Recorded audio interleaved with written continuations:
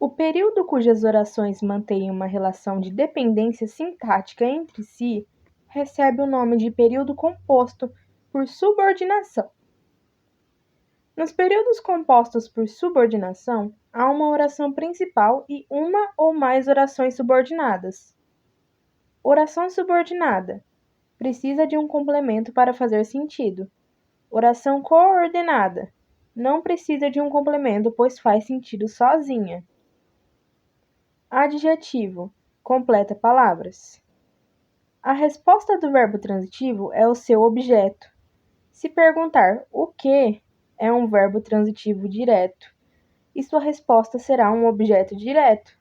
Se perguntar de que, será um verbo transitivo indireto, com seu objeto indireto. Locução.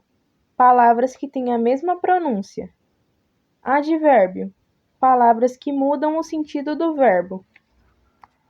Em uma oração subordinada substantiva, trocamos a palavra que ou se pela palavra isso. Se fazem sentido com a troca, é uma oração subordinada substantiva. Já com a oração subordinada adjetiva, trocamos a palavra que por o qual, a qual, os quais, as quais. Na oração subordinada adverbial, a frase dá um sentido diferente ao verbo, fazendo não encaixar o qual e isso. Então, se não encaixar e mudar os sentidos dos verbos, é a oração subordinada adverbial. Predicato. Sobre o que está sendo falado na frase. Sujeito.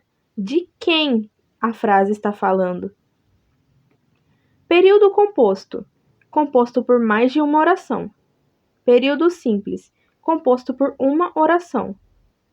Verbo intransitivo. Não precisa de complemento, geralmente acompanhado de adjetivos. Verbo transitivo. Precisa de complemento e não tem sentido sozinho. Subordinadas substantivas. Subjetiva. Atua como sujeito do verbo principal, que sempre aparece na terceira pessoa do singular. Objetiva direta.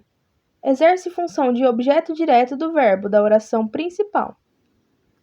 Objetiva indireta. Funciona como objeto indireto do verbo da oração principal. Completiva nominal. Atua como complemento de um nome, substantivo, adjetivo ou advérbio da oração principal. Predicativa. Exerce a função de predicativo do sujeito da oração principal. Apositiva. Funciona como aposto de um nome da oração principal. Geralmente é precedida por 2 pontos e às vezes aparece entre vírgulas.